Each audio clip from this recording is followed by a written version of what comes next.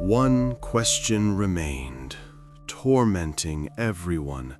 How could such a thing happen right before the eyes of parents, school teachers, and neighbors, and no one knew about it? Initial checks showed the girls were constantly in plain sight, attended school, and didn't miss classes. Their studies were normal, grades were good. No official complaints or alarming signals. However, teachers noted that they were withdrawn and often whispered secrets to each other. During breaks, they sat aside, murmuring about something of their own. When questioned, they answered evasively. They were always between themselves, somehow shunned other peers, spent their free time separately. They always kept together, avoiding contact with other peers and classmates. If one went to the restroom, the other followed. If one stayed after lessons, the other waited for her. This seemed unusual, but not critical. Schoolgirls often form pairs of friends. Teachers didn't attach importance to it. Maybe they were just very close friends. Ira and Galia studied well, participated in school life, and had positive characteristics. They stood in the front rows at assemblies, wore pioneer ties, and recited poems at holidays. The only strangeness was that both girls, despite their young age, sometimes used cosmetics. They would put lipstick on their lips and eyeliner on their eyes. Teachers reprimanded them, but the girls continued. To questions, they answered they were looking for grooms. Why? Their peers asked them. They would say, "We're going to look for grooms." Classmates laughed. What grooms at such an age? But Ira and Galia spoke seriously, without laughter, as if it were their job. The investigation's particular attention was drawn to one incident at school which happened a month before the tragedy. During the Share Something with Children from Other Countries event, Ira, upon receiving a box of gifts from the teacher, suddenly fell to the floor. It wasn't a faint. The girl clutched her stomach and began to scream. Not cry, to scream specifically. Hysterically, piercingly. That's how people scream from unbearable pain. Teachers said she was just screaming out loud when she was in class. The teacher panicked, rushed to the girl, and wanted to call an ambulance. But Ira suddenly quieted down, got up from the floor, and said everything was fine. Her stomach just hurt, but it had passed. The teacher had doubts, but the girl insisted. She returned to her place, sat down at her desk. Her face was pale, her lips pressed together, but she remained silent, and the class continued as if nothing had happened. It later turned out, if the teacher had insisted on a medical examination, the tragedy could have been prevented. Doctors would have found signs of harsh treatment. An investigation would have begun. The girls would have been saved.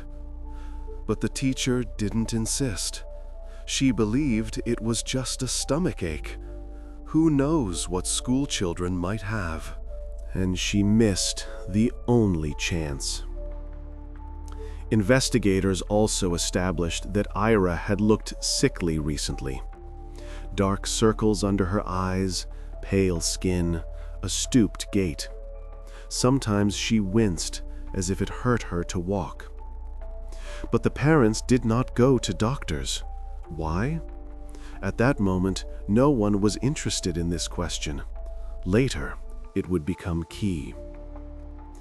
Teachers recounted, she literally screamed from pain and anger during classes, but for months everyone ignored it.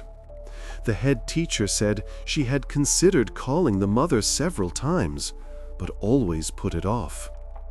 The class teacher thought that perhaps the girl was undergoing age-related changes, and these were normal physiological changes. Everyone found explanations. Everyone reassured themselves. No one wanted to meddle in another family's affairs. Immediately after the discovery of the deceased, Ira's mother, Valentina Korneva, was interrogated. The woman was brought to the investigator's office around 10 in the evening. She entered, looking around. Her eyes were red from tears, but her gaze was somewhat strange. Not just grief, something else. The main question, if her daughter was unwell, why didn't she take her to a doctor? The woman claimed that she treated her daughter better than any doctors, and they did not need medical help. She spoke confidently, even defiantly. She waved her hands, raised her voice. "I am a mother. I know what my daughter needs best." The investigator silently watched her. An experienced man who had seen much. He felt something was not right here. The mother's grief seemed feigned, too demonstrative. Then the mother's behavior began to look suspicious. Detectives began an investigation into Valentina Korneva and her husband, who was Ira's stepfather. The version was simple. The mother knew what was happening, possibly even participated. The motive was unclear, but that remained to be found out. However, it soon became clear. For the past 2 weeks, the couple had been with relatives in the Kalinin region. They left on May 10th, returned on the 26th, after the bodies were found. The alibi was solid. Relatives confirmed it. Witnesses at the train station saw them. The girl was looked after by her stepfather's mother, an elderly woman of 70. Weak, poor eyesight, poor hearing. Ira could go anywhere. The grandmother wouldn't even notice. Galia's parents, the second victim, also had solid alibis. The father worked the night shift at the meat processing plant. The mother was a cleaner at the school. Dozens of witnesses confirmed their presence at their workplaces. But who committed this terrible crime? And then the operational investigative group received important information. The schoolgirls were last seen near the meat processing plant. A girl from a neighboring house recounted. She saw Ira and Galia on the morning of May 24th. They were walking towards the enterprise. Schoolgirls, who often played nearby, claimed they saw Ira and Galia carrying some bags out of the factory grounds. Heavy, judging by how the girls walked, slowly, cautiously. And then a black Volga came for them. The car pulled up, the girls got in, and drove away. Where to? Unknown. And many girls told the investigation that, indeed, in some black Volga, an uncle in dark glasses, put the girls in, drove them somewhere, took them for a ride somewhere. The case began to develop. Witnesses and evidence appeared. Many girls confirmed, indeed, in a black Volga, a man in dark glasses put them in the car and drove them somewhere. This was seen repeatedly, sometimes 2 or 3 times a week. Someone said the man gave them candies. Someone recounted that he drove them around the city. No one spoke of harsh treatment. Either they were scared or they didn't understand what was happening to them.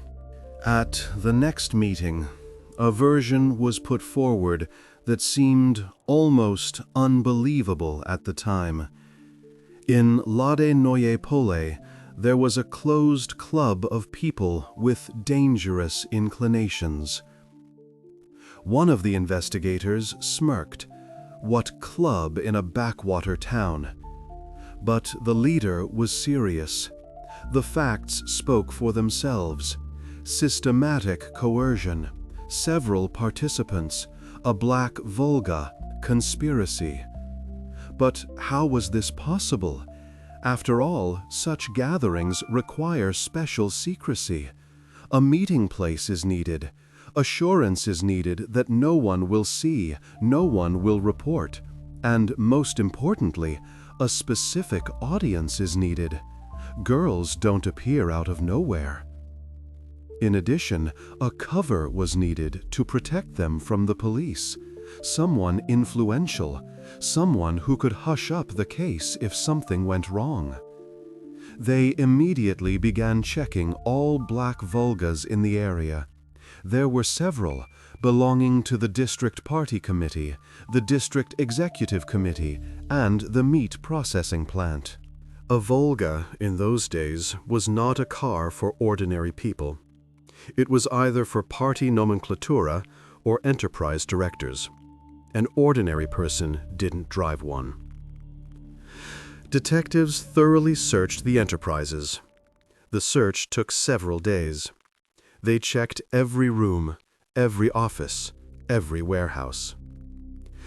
They ended in nothing, except that the head of the meat processing plant kept stolen sausages there, probably half a ton. Nothing else particularly special was found. The director of the meat processing plant blushed when his hiding place was discovered. He tried to justify himself, saying it was for veterans, for kindergartens. But everyone understood. He was simply stealing products and selling them illicitly. He was removed from his position, and a criminal case was initiated, but it had no relation to the girls' deaths. Soon, with the help of confidential informants, 2 women were identified who, according to witness testimonies, spoke with Ira and Galia a few hours before their disappearance. Both worked at the meat processing plant, one as a packer, the other in the refrigeration shop. One of these women was pointed out as specifically giving them some packages, apparently, with something, perhaps with food. The meat processing plant workers were detained at 5 in the morning. They came to their homes while they were still sleeping. Both were middle-aged women with families, ordinary workers. But they categorically denied involvement. They didn't give any products, didn't see any black Volgas. One even started crying, swearing she knew nothing.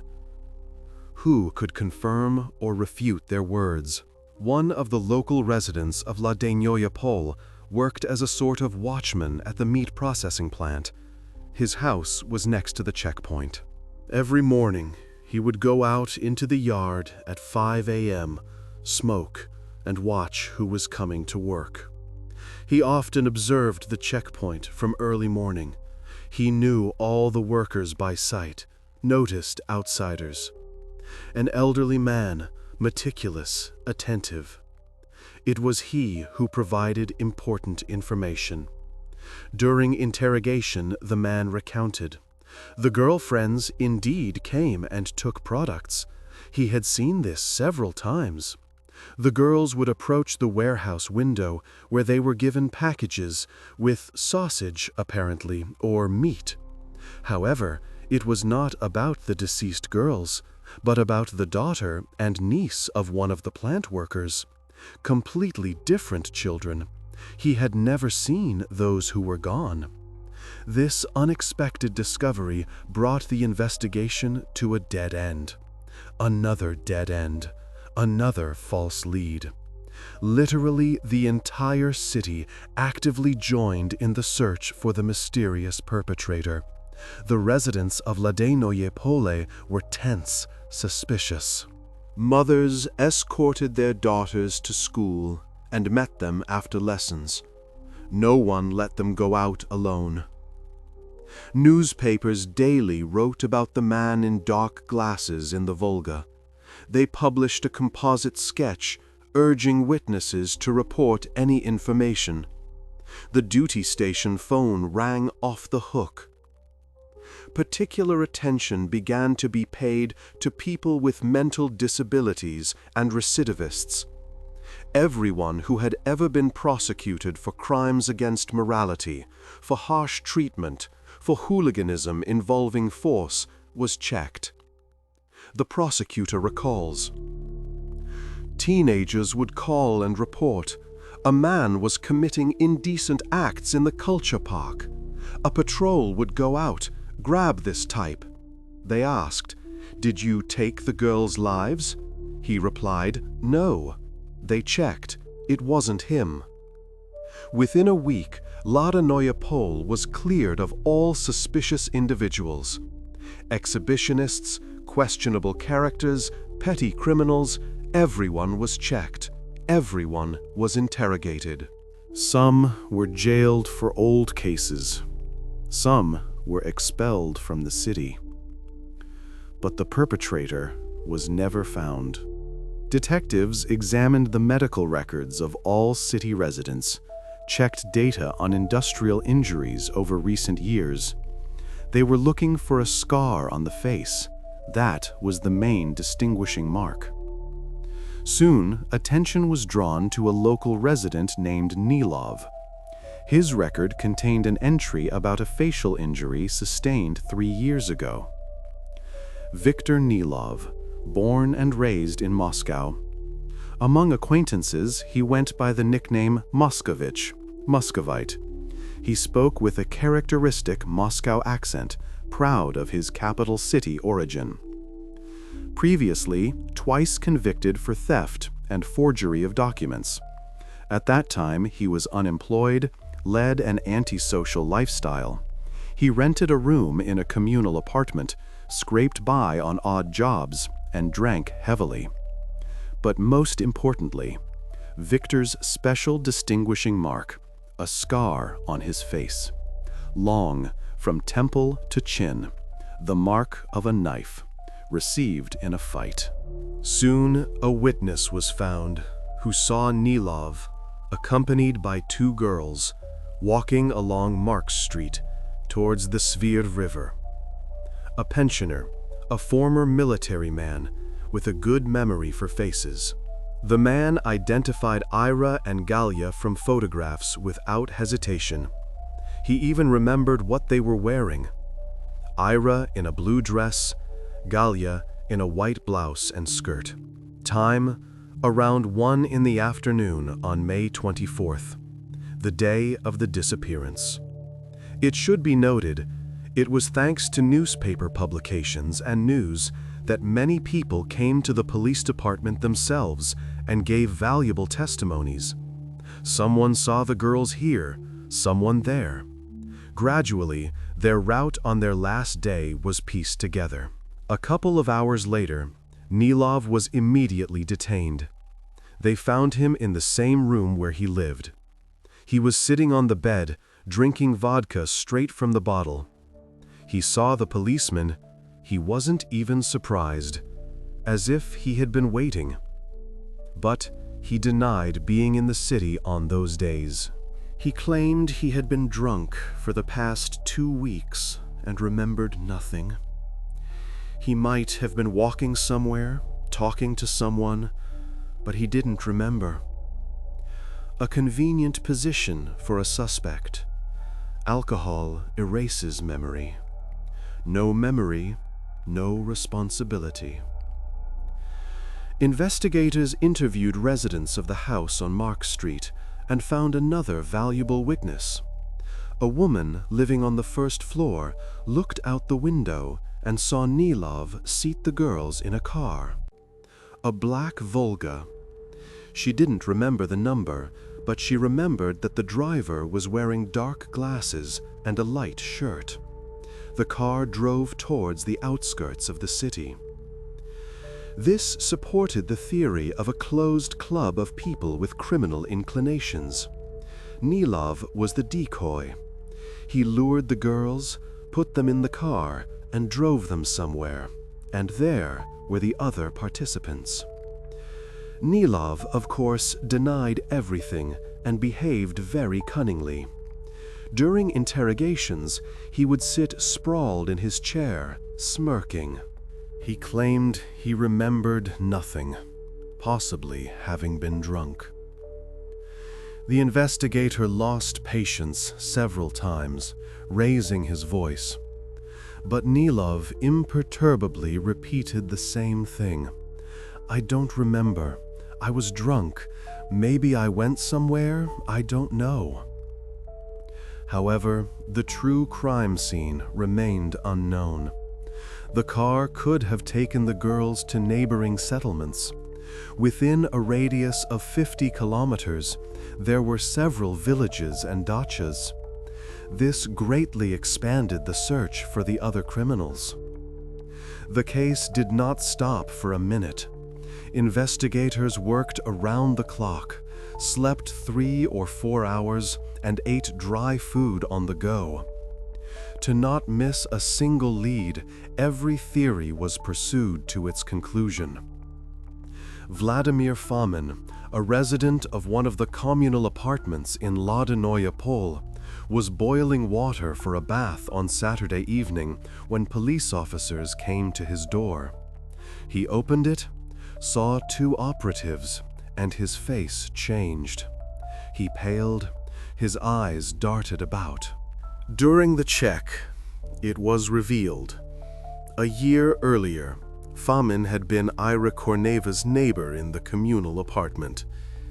They lived through a wall, a thin partition. Everything was audible. After this, Ira's mother and stepfather received a new apartment and moved out. They moved quickly, in one day. Neighbors said that Valentina was in a hurry, as if she was running from someone. Interestingly, Famin was a 3-time convict. Each time he was released, he ended up back in trouble. Famin is a repeat offender, the investigator says. In his youth, he was prosecuted for a group crime against an individual. This was in the 50s.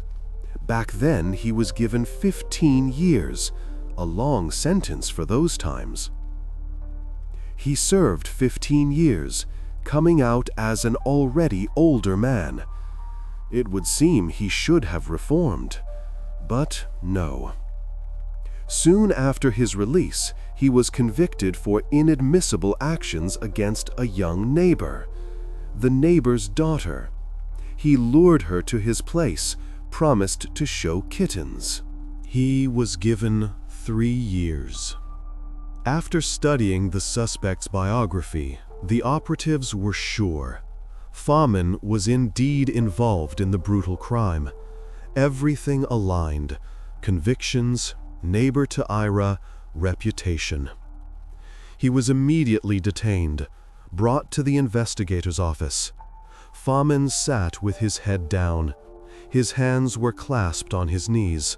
He remained silent. The investigator asked, "Where were you on May 24th?" Famin replied, "At home, doing repairs in my room. I painted the ceiling, whitewashed the walls. I didn't go out all day." The question remained, who could confirm this? Famin replied, "My wife. She was home. She saw." During the interrogation, the suspect's wife was brought in an hour later. The woman entered the office, sat opposite the investigator. She placed her hands on the table, looking straight ahead. She stated that her husband's testimony did not correspond to reality. She said this firmly, without hesitation. The wife recounted. On the day the girls disappeared, May 24th, Famin returned home around 3 in the afternoon. He immediately locked the front door with a key and propped it with a mop so that no one could enter, even with a key. He strictly forbade his wife from letting anyone in. If someone knocked, to say he wasn't home. If the phone rang, to say he had gone to visit relatives. He made her repeat these phrases until she memorized them.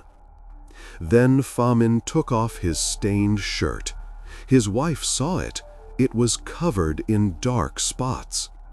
He began to process it right in the room, without waiting for night. The former criminal came up with a way to change the fabric's color using wood stain, a substance typically used to treat wooden products. He had read somewhere that wood stain covers up stains. He poured wood stain into a basin and soaked the shirt. The fabric began to darken, changing color. Famin was satisfied. He thought the traces had disappeared. Semi-literate Famin didn't know. Wood stain would not only change the fabric's color, but also fix the stains, preventing them from being washed out. A chemical reaction. The substance would come into contact with the wood stain and remain in the fibers forever. As a result of the examination, dark traces were found on the repainted shirt. The blood group matched the data of the murdered Ira. DNA analysis didn't exist then, but the blood group and Rh factor matched. Famin was arrested, but he did not admit guilt until the very end. Vladimir denied everything, saying it was slander.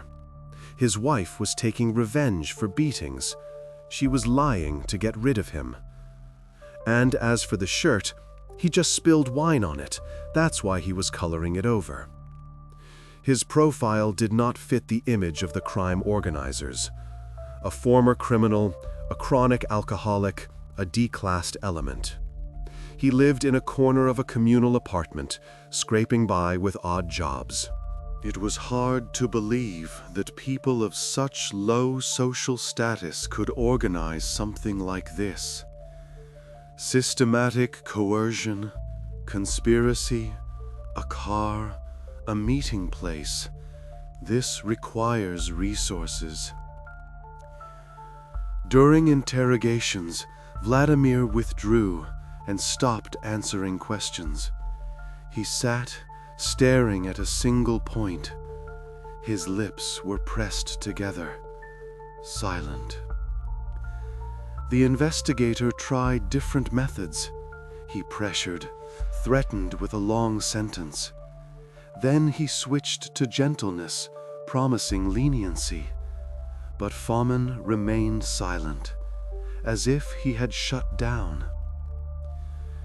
At this time, operatives were checking all residents of Vladimir Pole and surrounding towns who had previously been charged with improper conduct, grave deeds, and deprivation of life. The list turned out to be long.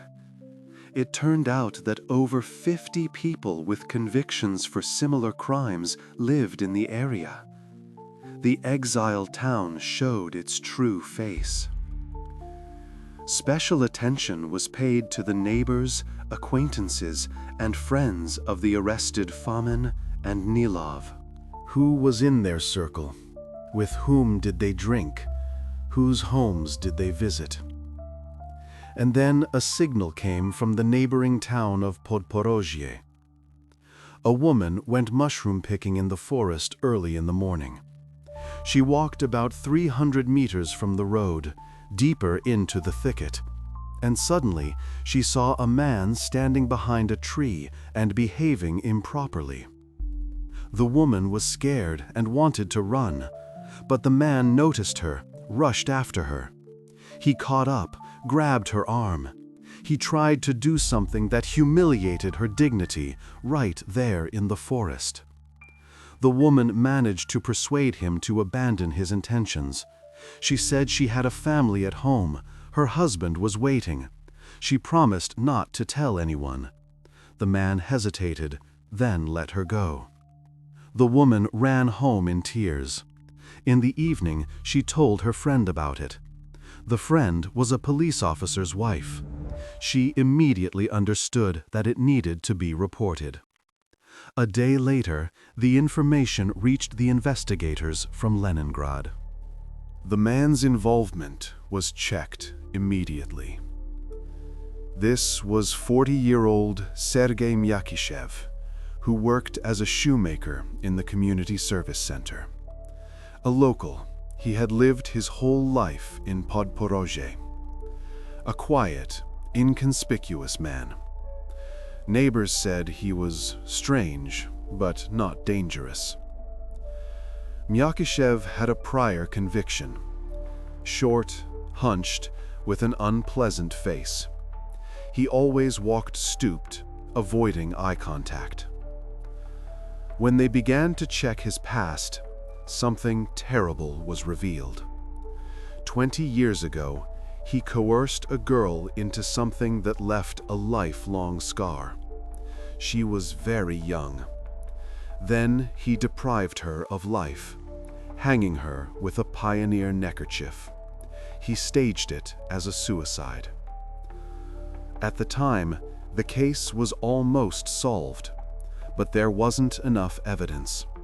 He was given 10 years for assault, but they couldn't prove the deprivation of life. As the investigators recall, it was horrific. To read the materials of that case, to look at the photographs, to understand that this man was free. Operatives began developing Makashev, checking his surroundings. They established external surveillance, tapped phone conversations, and checked his acquaintances. Soon something shocking came to light.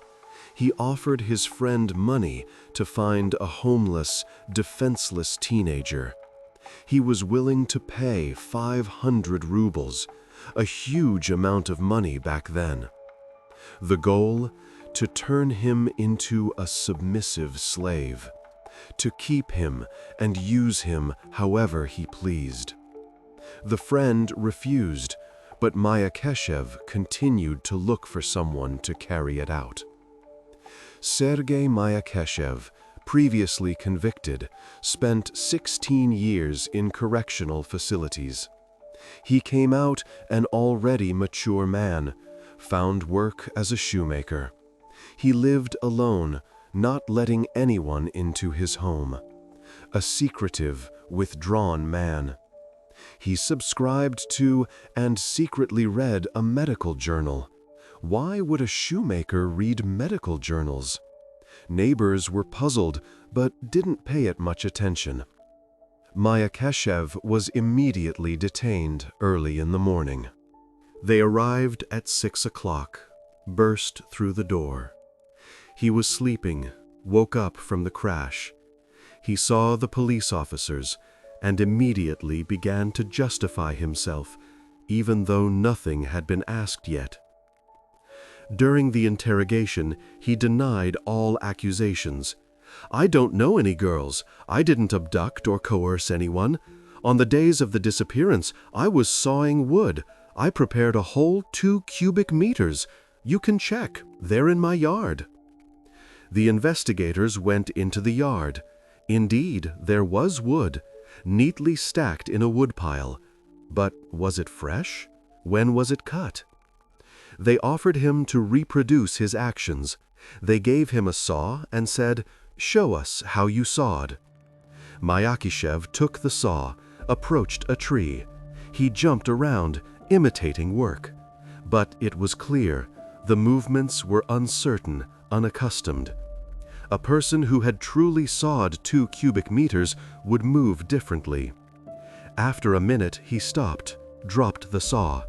He said, "All right, there was nothing. I didn't saw." He confessed so simply, as if it was about a minor lie. And then he began to confess, but very strangely. Makashev's speech was incoherent, consisting of demagoguery and meaningless phrases. He spoke in fragments, jumping from topic to topic. One moment he would start talking about his childhood, then switch to politics, then return to the girls again. For almost a month, investigators painstakingly extracted concrete facts from him, sifting through the verbal chaff. Each interrogation lasted several hours. They recorded everything, then analyzed it, looking for leads. Finally, Makashev confessed that he did not participate in the massacre itself, but knew where it happened. He was present, but only watched. He did not touch the girls. He just watched. He pointed to a garage along the Spear River. Metal, rusty, abandoned. Once cars were repaired there, but it had long been neglected. When the premises were opened, operatives thoroughly inspected every corner. They looked for traces of what had happened. Hair, scraps of clothing, but nothing. The garage was empty and clean. No suspicious traces, and Makashev, standing nearby, smirked maliciously at the investigators. He enjoyed their confusion. It became obvious. He was leading the investigation by the nose, playing with them, getting pleasure from controlling the situation. The distance between Leningrad and Vladimir Pole was more than 200 kilometers, a long road along country tracks through forests and swamps. But this particular town had become a place of exile for undesirable elements: alcoholics, criminals, murderers. The policy was simple: move them far away from the capital so they wouldn't spoil the picture. When work began with the first suspects, Nilov, Famin, and Makashev, investigators encountered an unexpected problem. Among their acquaintances were many previously convicted and detained people, an entire network. They knew each other, drank together, helped conceal crimes. And when interrogations began, many of them tried to confuse the investigation with false testimonies. They gave each other alibis. They covered for each other. They remained silent about important details. During the investigation, another acquaintance of the suspects was identified: Leonov, previously convicted of hooliganism and theft. A short, sturdy man about 40 years old. He worked as a loader at the train station. The question arose: was he not part of a secret club of people with dangerous inclinations? But where did the car come from that the girls were put into on the day of their disappearance? Who owned it? Who was driving? Operatives, using their skill and playing on contradictions in testimonies, managed to obtain valuable information from Makashev. This was the work of a psychologist, not an investigator. Only a psychiatrist was able to establish contact with this man. A specialist from the regional hospital was brought in. He spent several days communicating with Makashev, earning his trust. The investigative officer could practically do nothing. Makashev, during ordinary interrogations, would withdraw, retreating into his own world. Despite the difficulties, he was broken, and his statement shocked everyone present. He claimed a secret club indeed existed. It included criminals, Famin, Nelov, Leonov, but not only them. Active police officers participated in the club. Makashev named their surnames and positions. The investigators exchanged glances. If this was true, the scandal would be enormous. And the order to take the lives of the girls themselves, according to Makashev, was given by Ira's mother, Valentina Kornova. She came to Famin and said, "Rid me of this problem." She offered money. The investigative task force began to unravel this tangle, in which egoism, baseness, and betrayal were intertwined. Each new interrogation revealed increasingly horrifying details. Ira's mother worked as a buffet attendant in the Beryozka Cafe, an establishment on the central street, a popular place. She often returned home late at 10 or 11 in the evening. She often came home intoxicated. Neighbors heard her stumble on the stairs, drop her keys, and struggle for a long time to unlock the door. She was trying to arrange her personal life. After divorcing her first husband, she was left with a small daughter. She sought a new partner, went dancing, and met men. A criminal named Famin turned out to be her neighbor in the communal apartment, with a dangerous passion for those younger than him. He lived next door, watched Valentina, and studied her routine. One day, when the mother was not home, Famin took advantage of the situation. Valentina had gone to a friend's for the weekend, leaving Ira under the care of a neighbor. But the neighbor went out to the store. Ira, who was still small, had to endure a difficult moment due to the actions of an adult man. Famin lured her to his place, promising to show her kittens. He locked the door. The mother soon noticed that something disturbing was happening with her daughter. The girl became withdrawn, avoided eye contact, flinched at sudden sounds. At night, she woke up screaming. One day, Valentina returned home earlier than usual. She was released from work due to a power outage. She opened the door and heard crying from Famin's room. She burst in and found Ira in the corner, disheveled, with red eyes. Famin stood by the window, fastening his belt.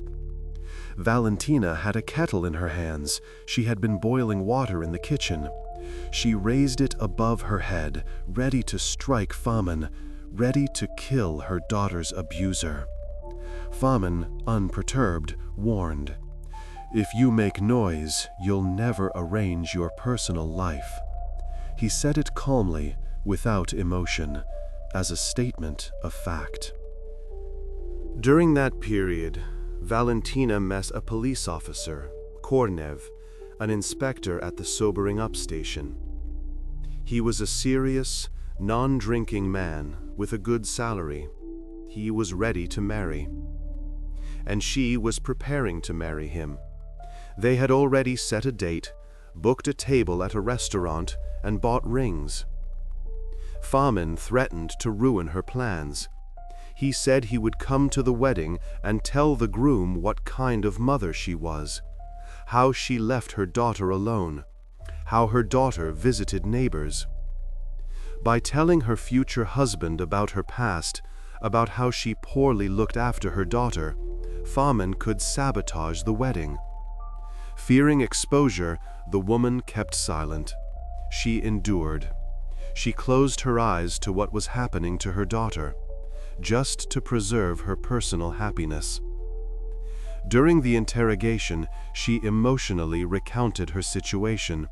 She gesticulated, rolled her eyes, sometimes raising her voice, then switching to a whisper. "What could I do against that bandit?" she cried. "He threatened me. He said he would ruin my life." The investigators immediately realized she was an actress, an experienced manipulator. One moment she would weep bitterly, wiping away tears with a handkerchief. The next, she would suddenly laugh hysterically, recalling some detail. And then again, she would cry for her daughter, wailing.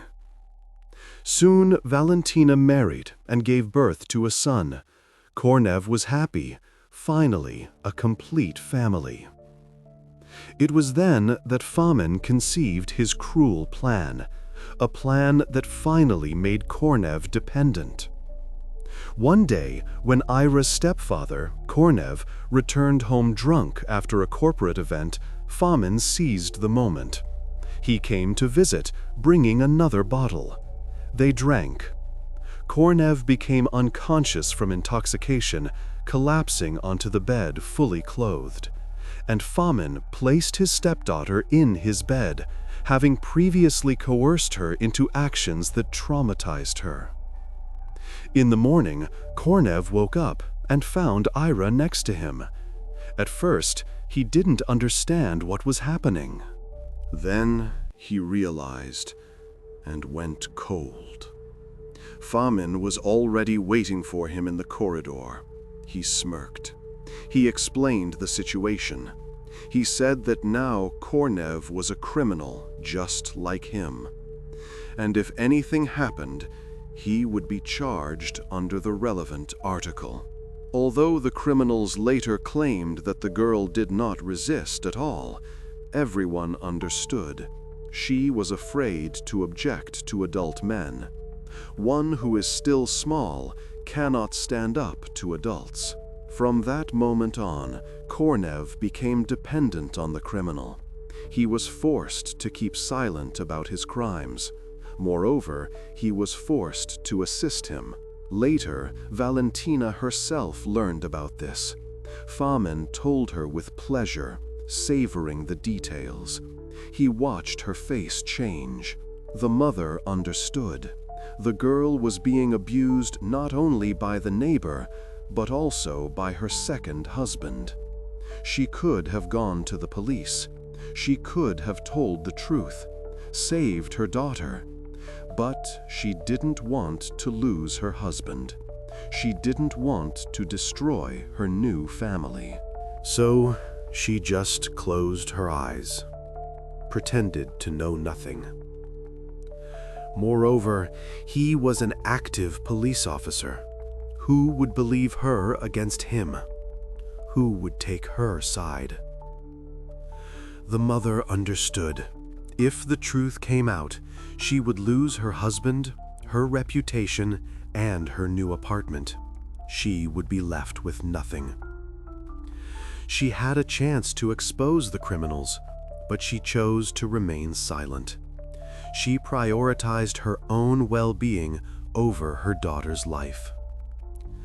Soon, a whole group of dubious individuals formed at Famin's friend's house.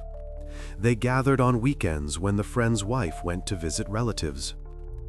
Besides Famin, Nilov, and Makashev, the group included Leonov and Efimov. The latter was an elderly man around 60, posing as a war invalid. He wore the Order of the Red Star, told stories from the front. Everyone respected him, helped him, gave up their seat for him on the bus. It was he who owned a car, a black Volga, received from the state as a veteran. The car provided freedom of movement, the opportunity to take the girls out of town where no one would see. When the investigator came to the prosecutor for a warrant for Efimov's arrest, the prosecutor couldn't believe his ears. "Are you insane to arrest such a man?" shouted the prosecutor. "He's a war hero. Do you even realize what you're doing?" But the investigator insisted.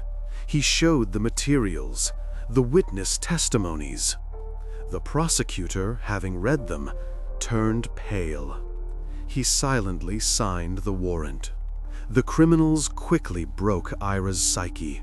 She began to perceive what was happening as given, as a norm of life. She didn't resist, didn't cry, didn't complain. Moreover, she even brought her friend Galya. She told her that there were uncles who gave money and sweets. Galya agreed to go. Thus, the second girl was also drawn into the cruel games, Galya Konina, who simply trusted her friend. Famin found this insufficient.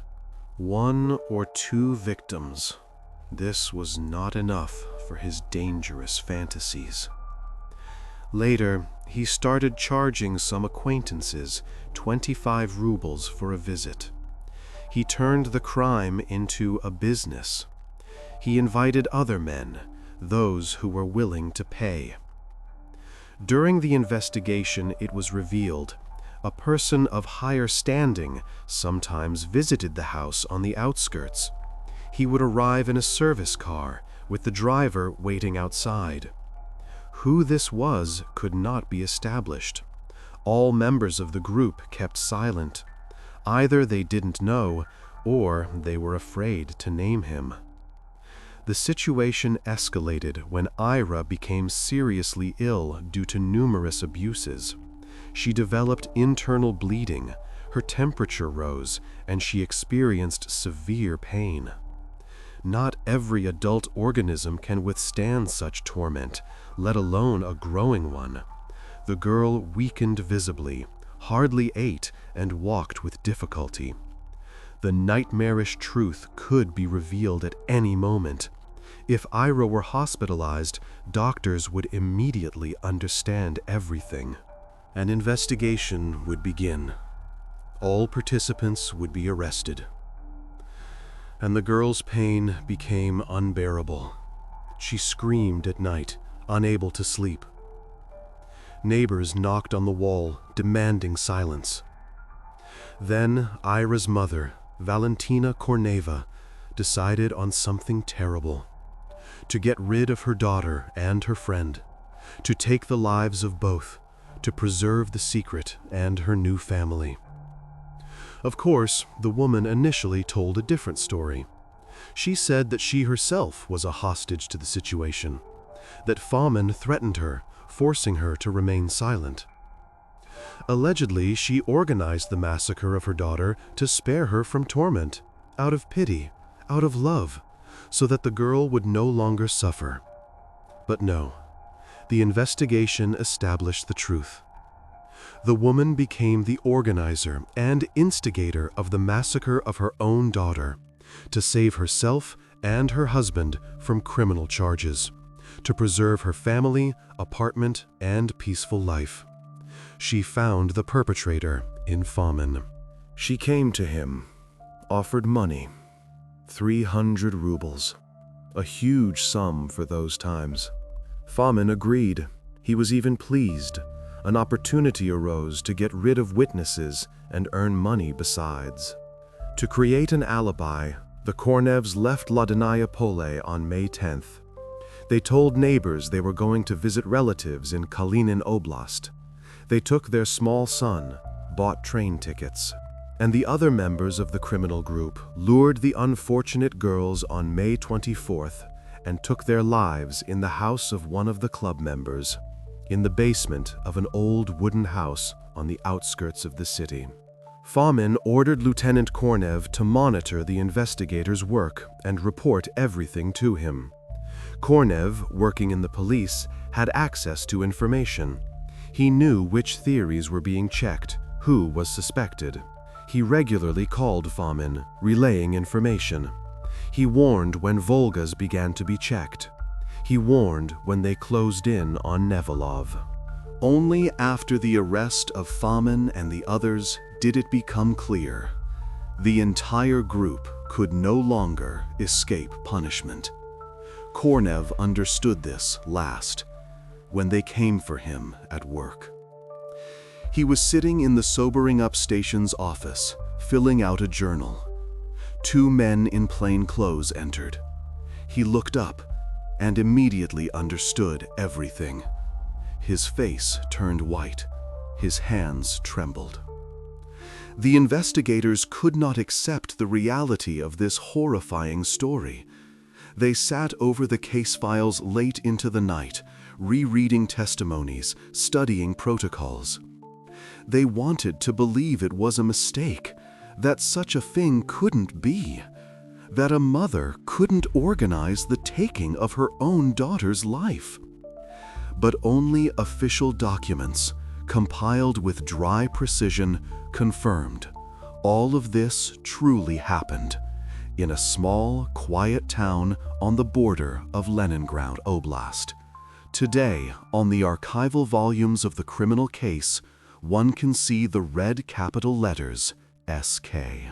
This is a special mark placed on especially heinous crimes. This indicates a court decision for capital punishment, the supreme penalty. The verdict was handed down to two, Famin and Makashev. They were executed by firing squad in 1984. The execution took place in Leningrad in the Kresty pre-trial detention center. Police officer Kornev received 15 years of imprisonment, stripped of his rank, expelled from the party, sent to serve his sentence in a strict regime penal colony in the Urals. Nilov and Leonov, 10 years each. Efimov, the war hero, received 12 years. His Order of the Red Star was confiscated. An investigation showed that he had never fought. He bought the award on the black market. The girl's mother, Valentina Korneva, served 9 years behind bars. The court took into account the presence of her son and showed leniency towards the woman. However, it is unclear why. Why show leniency to a woman who organized the taking of her own daughter's life? After her release, Valentina changed her surname and moved to another city. Her son grew up without knowing the truth. She told him that his sister had died of an illness. The tragedy in Vladimir in 1983 shocked all local residents. People could not believe that such a thing was happening next to them, on the next street, in the next house. Millions of Soviet citizens had no idea what happened. The case was classified at the highest level. Not a single word appeared in the press, neither in newspapers, nor on radio, nor on television. Officially, it was believed. In a society of developed socialism, such crimes were impossible. The USSR was a country of high morals, where the younger generation was loved and protected. To admit the existence of such monsters would mean destroying the ideological worldview. Therefore, it was simpler to remain silent. Only later, in the era of perestroika and glasnost, when archives began to open, did it become known. Criminals and monsters also existed in the USSR. Some cases concerning them are still classified. They are stored in special archives. Access is restricted. Perhaps they conceal the names of people who still hold high positions.